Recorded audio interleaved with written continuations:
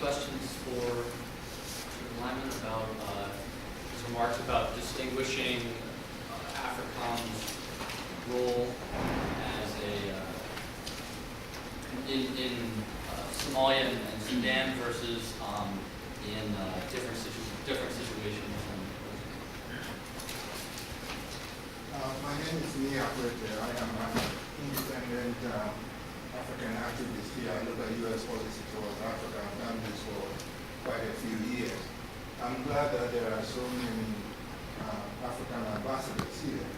I think it will be important for the U.S. to distinguish between what the African governments, how they look at Africa, and finding out the will of the African people with regard to Africa. What dismays me is that there has been very little consultation with the Africans, and I think that is a point that needs to be stressed. After the U.S. sorts out what it wants Africans to do, I think it will serve both groups to find out what the African people feel about this. It shouldn't be an American project that is then done to Africa. That was our view. Well, you know, it's strange in the way that the consultation process began, because the people on the planning of Africa, like Admiral Mola and others, went out around the continent. But part of the problem was they didn't have a very clear definition of what Africa was, and that created more suspicion because they didn't have a clear statement. And that produced a lot of the negative reaction. And then the second part of my answer to your point, which is very valid, is with whom do you consult and how? It's one thing for AFRICOM to consult with its counterpart military. They may have one view, but the political class may have a different view, and the general public a third.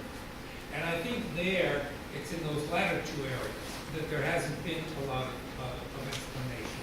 And that, I think, is a job that AFRICOM probably needs to do through U.S. embassies in those countries.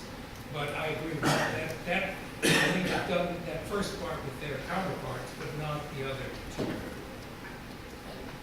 And before I take this question, I might also add to Ambassador Lyman's remarks, just as we see in this room a multiplicity of different stakeholders from here in the United States and the political community in Washington, D.C., just so there are going to be different types of stakeholders in Africa. We're going to have different types of so just to draw that parallel. Mr. Ambassador, one of the ways to measure influence of the department in America is how much money they have. And one of the big arguments between state defenses and state has this enormous budget to work with, and the State Department is a very small budget. We can't get enough ambassadors, we can't get embassies, we can't get anything. Is that a fair way of trying to measure influence? Yes and no. I mean, I think there are many problems in the State Department's Africa program. I think the bureau is too small. It's dealing with 48 countries. There's always 4 or 5 major conflicts going on, plus trying to do longer-term work, plus trying to have outreach. Security matters have led to the closing, financial reasons have led to the closing of consulates. We don't have a consulate in northern Nigeria, which to me, when I was ambassador, that consulate was vital to my outreach to half the country. We don't have a consulate in the Delta region, which is the subject of so much unrest. So yes, staffing and capability is important.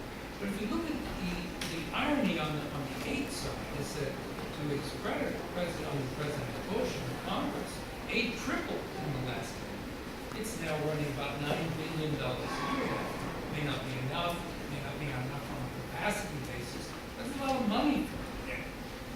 But it's flowing in ways that doesn't necessarily come together and bring you influence in any single way.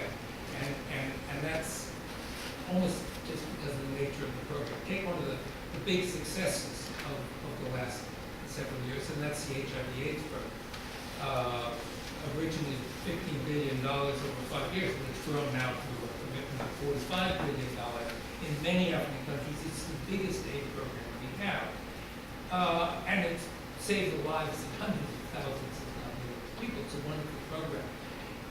The question is, does it really give you influence and leverage? You can't stop those programs, no matter what's going on in those countries, because people will die if you stop them. And it's one part of your program and not necessarily integrated.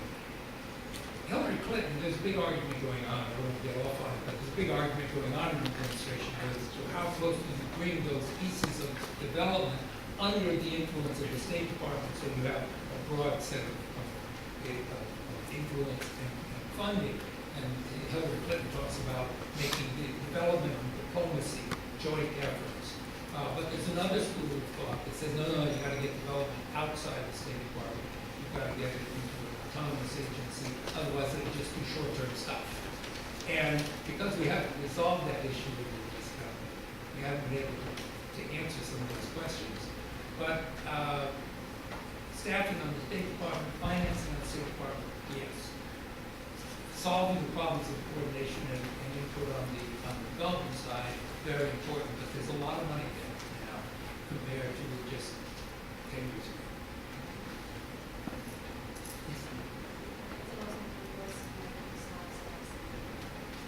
Speak a little louder.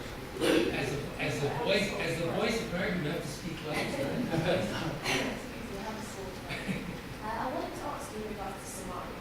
How can AFRICOM help as well as distinguish between the local civil war that's going on, such as the conflict between Islam and Al-Shabaab and Sunnah, as well as the international terrorism threat that's coming from Al-Shabaab itself? I wish I had an easy answer. I'll be very honest with you. The council is trying to put out a report on this, and we are struggling so hard we can't figure out what to do. You have two lines of thought in the U.S. government. One is, look, what our interest there is killing terrorists. So we use drones and bombers, etc., and civil war is somebody else's problem. There's another school of thought that is just exacerbating the problem because it's creating more anti-foreign feeling, and everybody will associate it with, like, the transitional federal government and even Amazon, the African Union. They're all going to get tarred with this as just being pawns of the U.S., so you're making the problem worse. And so you have that struggle going on in terms of policy. But then you have the question of what to do about the civil war, even if you resolve that problem.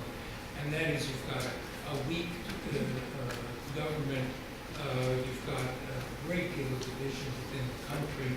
You have a small African peacekeeping force, just enough to keep the port and airfield open. African countries are not willing to put in more people because they're getting killed there. I don't know, frankly, how you deal with a problem like that. But I think somehow you've got to put barriers around the international side of it, keep out the number of foreign fighters, etc., but have a different tack for dealing with the civil war, which may just have to go